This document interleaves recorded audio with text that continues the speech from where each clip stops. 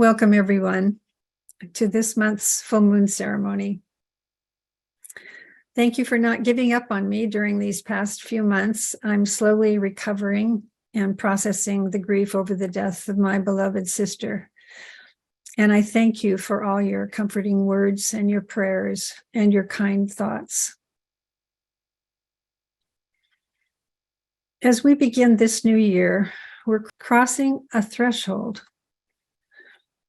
leaving behind all the pain, sadness, and chaos from 2022, and envisioning a new year ripe with possibilities and hope. In that vein, I'd like to begin with a prayer. The opening of this prayer is taken from what we are told is the oldest prayer in the world, the Gayatri.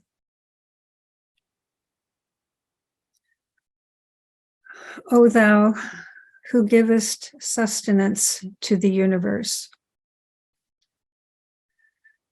from whom all things proceed, and to whom all things return. Please hear our prayer. At this special time, when we are welcoming a new year, we wish also to honor the gifts of this past year. Through our grief, may we find again the light. Through our despair, may we feel hope being birthed in us again. Through the chaos, fear, and uncertainty, may we find peace. May we see that through all of these challenges, we were strengthened. May we realize that the pain that broke our hearts opened us to more compassion. May we recognize that through all the powerful, painful images on the media, we were inspired to greater service. We send our gratitude for these precious gifts. As we begin this new cycle, we ask for grace to see us through whatever is ahead. We ask for vision to help us see what's possible. We ask for courage to face the unknown. And we ask for help in finding that understanding and compassion within ourselves so that we might be of greater service to the world. As a way of honoring this new beginning, I'd like to start with a poem, surprise, surprise, called First Light by Heather Easterlin. A weathered hand, rough and gnarled, reaches down to stroke your cheek as you lay curled in the darkness, waiting. Grandmother Moon, reach in your apron pocket, child, and see what seeds there are to be sown. We have much to do. With barely an audible creak, like the opening door of an ancient farmhouse, a sliver of light is revealed in the night sky. Now, here is the moon in her maiden form. Can you feel the energy rising? What path shall you choose? What path shall you choose? She asks. Come, it's time to get started. I'll light the way.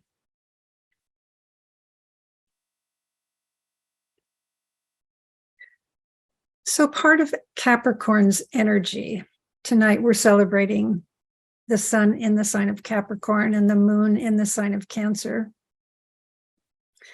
And part of Capricorn's energy asks us to always walk our path with integrity and determination. Our job is to find the path that belongs to us and then commit. Beginning a new year is always a good time to ponder on the path we have taken and ask ourselves if we have chosen wisely, or have we come to the end of one path and now must choose another way? This is a good question for us to ponder this month. Now let us discuss for a few minutes some of the important dates for this Capricorn period. First of all, I'm sure you'll all be delighted to know that we are again in a Mercury retrograde period. Yay! December 29th to January 18th. During these cycles, which occur 3 or 4 times a year, we are advised to take it slow, to be cautious. It's always a good time to go back and review what's been happening for you the last several months, and to take some introspective time to analyze any roadblocks or obstacles that have appeared in your life, and give second thoughts to any miscommunications or projects that have been blocked in some way, and see if there may be any underlying issues that need to be addressed. Now is not the time to engage in any long-term commitments. When Mercury is in Capricorn, it's a time to send appreciation and gratitude to the ancestors. And remember that anyone who has passed over is now considered an ancestor. So I like to think of my sister that way, as an ancestor now. The North Node is in Taurus right now, and that invites us to begin a gratitude practice that focuses on our material possessions. What are the silver linings that you can give thanks for? We can be thankful for all that we have, as long as we don't fall into the trap of believing that that's where our real worth resides. This new beginning may come with feelings of sluggishness and frustration. Anyone been feeling that the last couple of weeks? Try not to dwell on communication misunderstandings. Things will get easier when Mercury is not retrograde. So I'd like to summarize the themes for January, and these were given to me by the astrologer Lena Stevens at powerpath.com. She says, quote, "The themes for January are acceptance and discernment. We start the year with a neon sign telling us to slow down. Slow everything down. Go inward. Rest more. Keep a don't know mind about everything. Reflect, feel, process, and align your heart with your mind. We are conditioned to want to charge out of the gate with our new intentions and resolutions, ready for action. But that is not what's in the cards for the first part of this month. Acceptance, one of the traits of this year, will be of great help in keeping frustration, impatience, and irritability at bay. Resistance will only cause suffering and keep you from being fully present for the actual opportunities that a time like this has to offer. You will need to be ultra flexible in your schedule, your routines, and most of all, your expectations. Be willing to release a plan and to accept things just the way they are. To the extent you stay in blame or resentment, you cannot create something new in its place. Since the first part of the month supports a deeply internal time, it is an opportunity to reflect on who you are and what you truly desire in life. Coming from the heart, this can lead to a deeper acceptance of self and your unique qualities, diversity, and medicine. This acceptance needs to be part of the foundation that you anchor for yourself that will then support your intentions and resolutions for the year. Although you should be setting intentions, goals, and resolutions for 2023, it is premature to solidify them in any concrete way, end quote. So let's try to remember those two important words as we go about our days this month: acceptance and discernment. Good words to ponder. Also, good words for the year. Sometimes I like to choose a word for the year and just keep that in my awareness as much as I can and see what happens. I'd also like to say a few words about the upcoming Chinese New Year, which occurs on January 21st here in the US. This information is taken from the Wee Moon calendar for 2023. It will be interesting to see if any of this energy coincides with the astrological energies. Quote, "The year of the water rabbit can be a time of peace, calm, and healing after the dynamic tiger of last year. Rabbits are gentle, peaceful souls who excel in the arts. So during a rabbit year, enjoy living an artistic life in the beauty you create and share with others. Globally, we can anticipate political compromise, yay, and diplomatic peacemaking, yay, yay. So if you were born in the following years, you were born in a rabbit year: 1927, 1939, 1951, 1963, 1975, 1987, and 1999. And you might tend to be friendly, sensitive, even-tempered, well-mannered, amiable, and naturally artistic. Rabbit is not a fighter. She would rather flee than confront conflicts. Being a water rabbit, she carries a lot of feminine energy. Water adds depth of feelings, intuition, strong emotions, empathy, and kindness. And water is the most powerful element since it can move around any obstacle without losing its essential nature. Over time, water can dissolve the hardest mountains. Water rules the bladder and the kidneys and is associated with the astrological sign of Pisces, end quote. So we're covering a lot of ground tonight, so no worries if you aren't taking it all in. Just relax and know that what might be important for you to remember will come to you. So let's summarize briefly what we know about Capricorn. Capricorn asks us to develop a healthy sense of autonomy. We must not become overly dependent on other people's opinions or perspectives. Discipline is required to climb the mountain, which is one of the symbols of Capricorn. A strong sense of integrity is also one of Capricorn's qualities. And in a sense, we're asked to grow up and get real and take charge of our lives.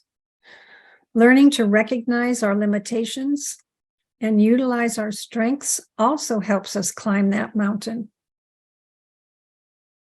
The Capricorn personality can have a tendency to feel like a victim. They may forget that their job is always to take responsibility for their choices.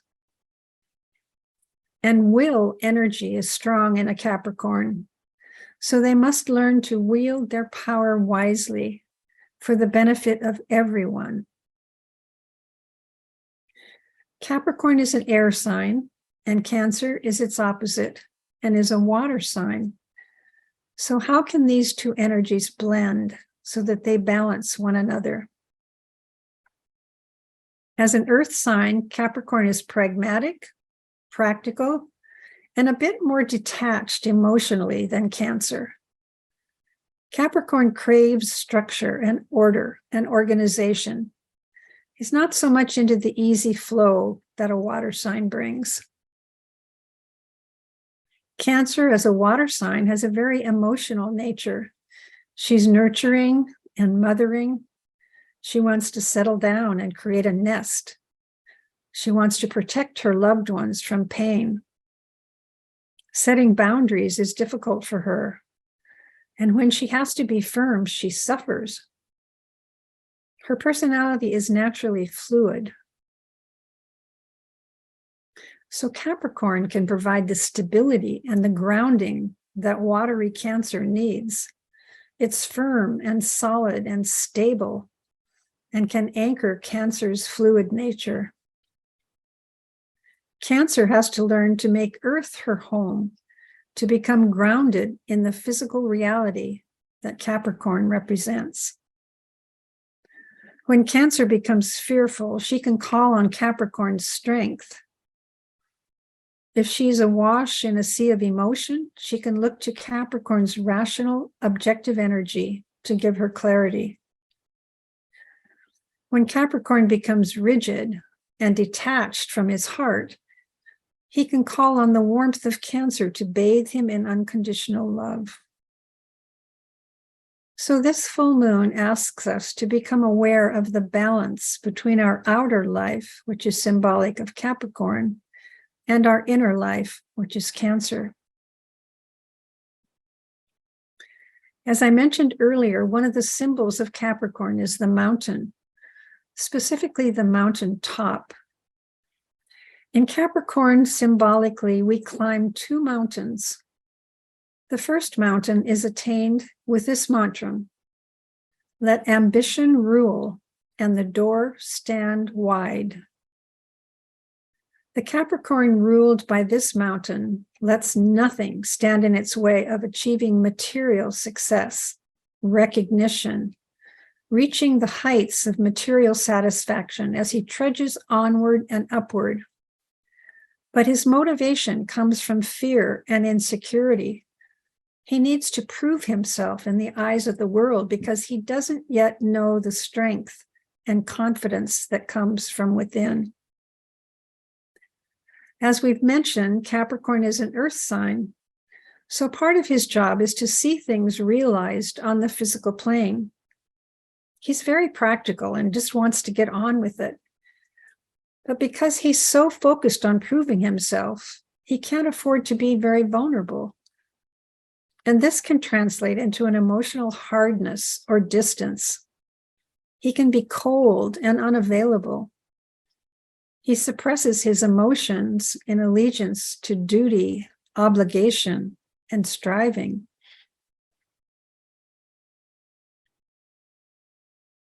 The main purpose of Capricorn energy, the sole purpose, is to lead us into true enlightenment.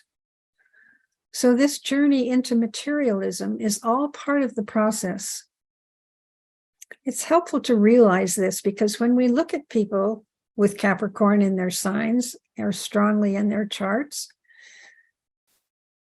and they're totally into the materialistic world, it's easy to judge them. But we have to remember that this is also a part of the journey.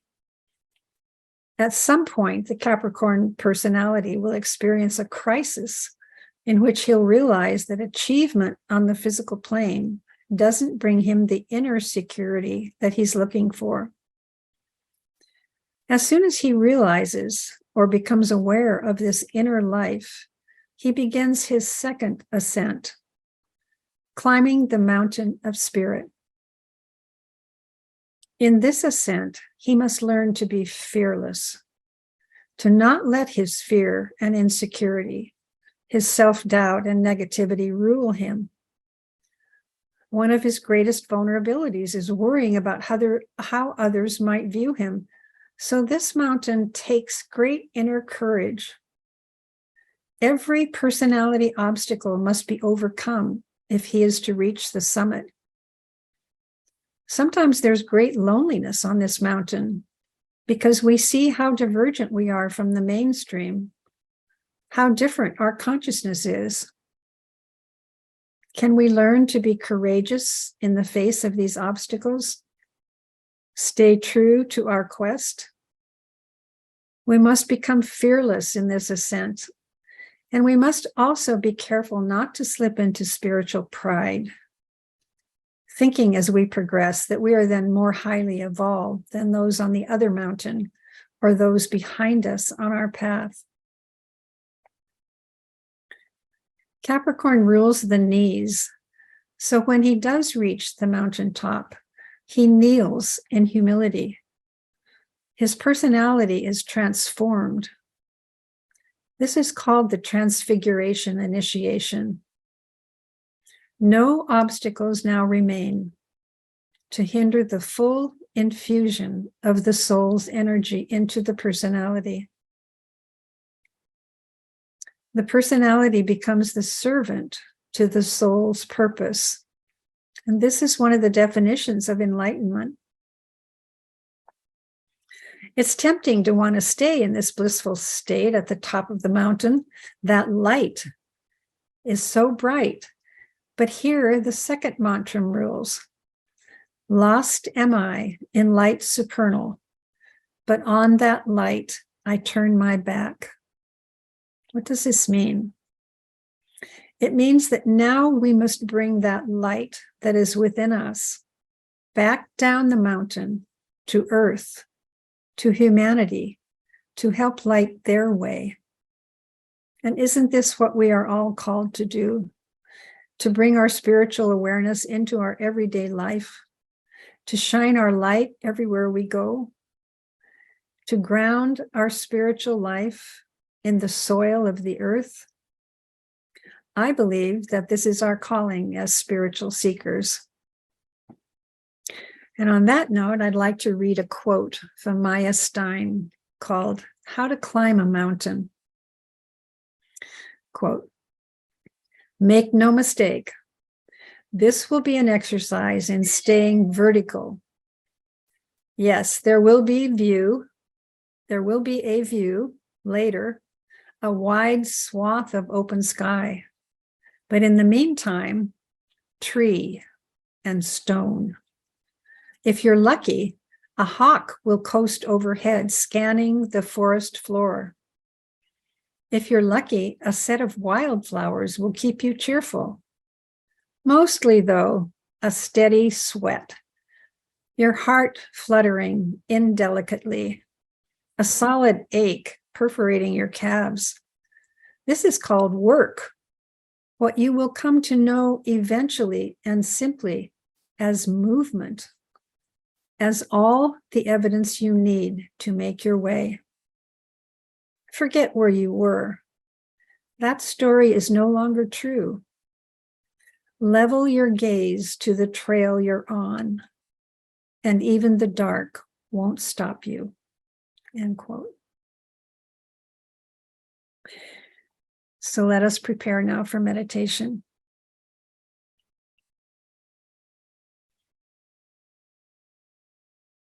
Making sure you're seated comfortably with your spine erect. As you close your eyes, put your attention on your breath.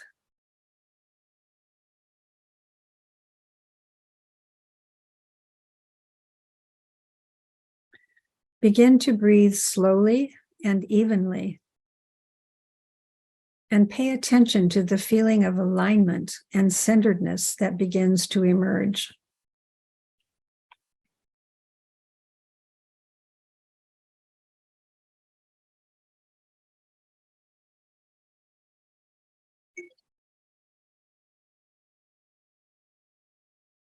Now gently breathe in the color green, and with the out breath, say calm.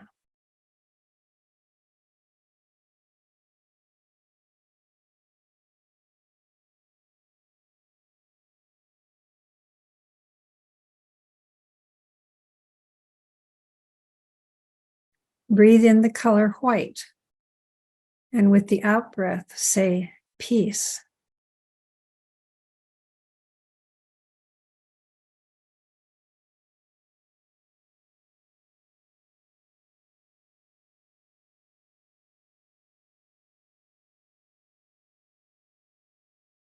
Breathe in the color rose pink, and with the out breath, say love.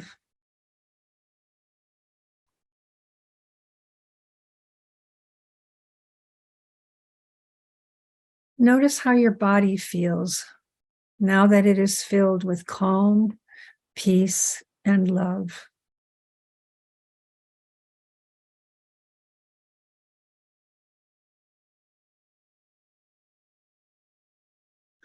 Now I'd like to take you on an imaginary journey. In your mind's eye, see yourself in a place of beauty and peace. It could be a place you've actually visited, or it could just be in your imagination. See yourself and feel yourself clearly there.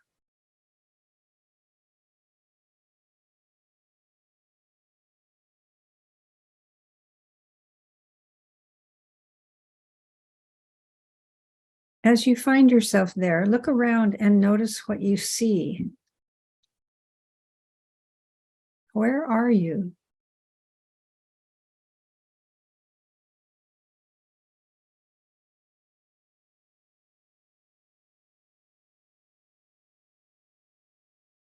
Take a deep breath now and breathe in the scent of the place.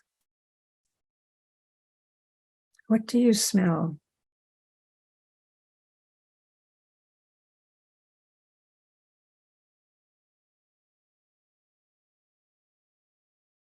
Now listen carefully. What noises do you hear?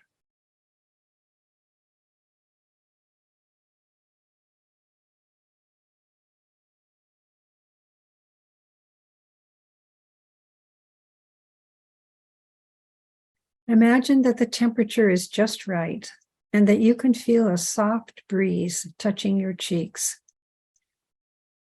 You are relaxed and safe in this sacred place.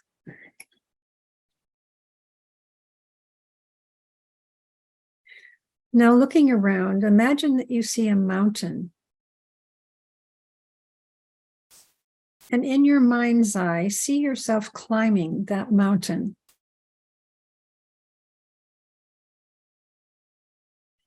If you imagine that this is a picture of where you are on your spiritual path, where do you place yourself? Just starting out? Halfway up? Contemplate this for a few moments.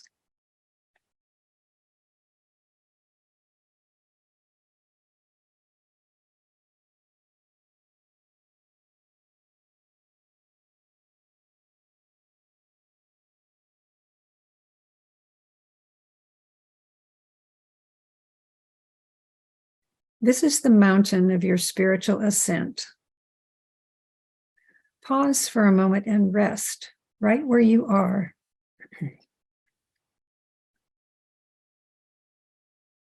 Then look behind you to the beginning of the trail and take a moment to appreciate how far you've come.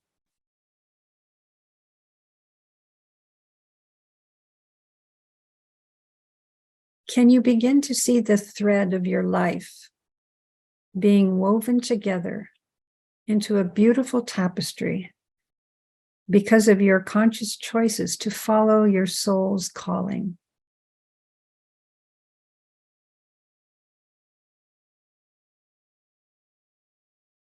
Send gratitude and appreciation to yourself for the journey you have made so far.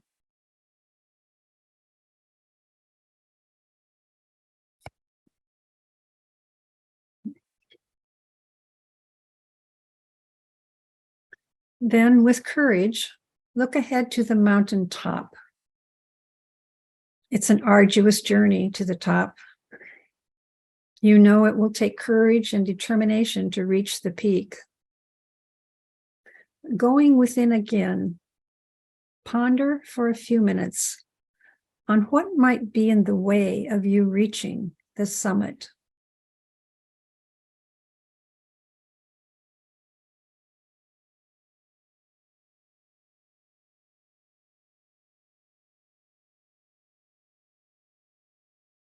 See if you can notice any obstacles that are blocking your way or keeping you stuck.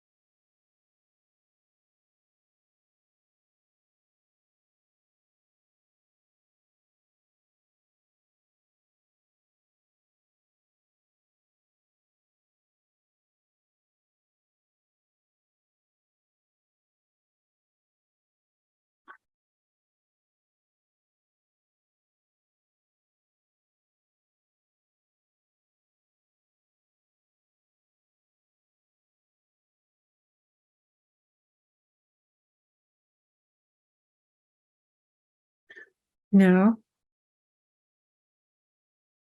see what might help you transform those obstacles.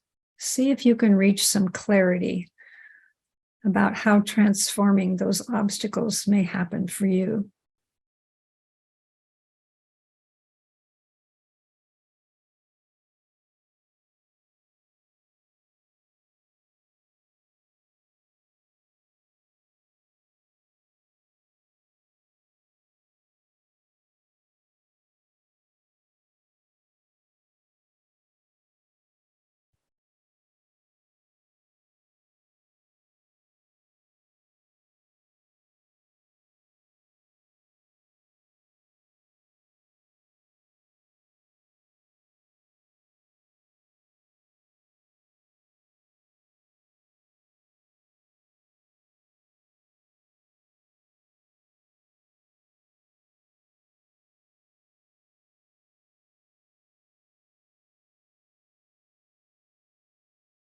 And now, seeing yourself again, standing in your place on the mountain, imagine a brilliant light radiating downward from the mountaintop.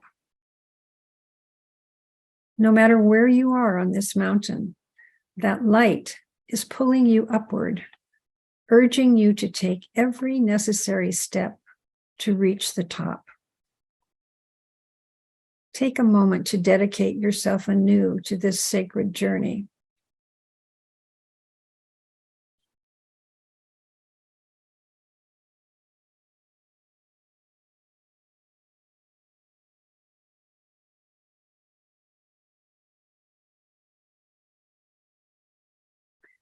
When you feel complete, bring yourself back to your sacred spot and give thanks for this opportunity to see more deeply into your spiritual path.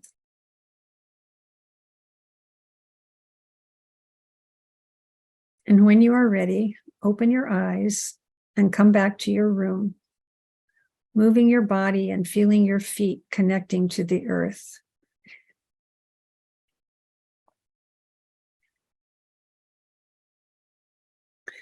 I'd like to close with this poem by M. Clare called Love Itself.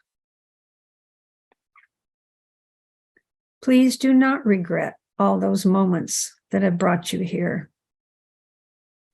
If you are reading this, then your perseverance has been answered and a grace is coming. So for now, hold on loosely to where you are. And like knots on a rope that mark your reaching, hand over hand, you will continue to climb, sometimes through ecstasy, sometimes through white agony, but higher and higher into ever more light. This same formula over and over again, until that day you find yourself just a beacon, only flame, in a place where even love itself has come undone.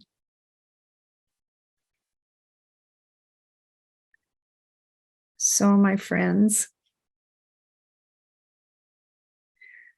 remember the flame that you are as you start this new year.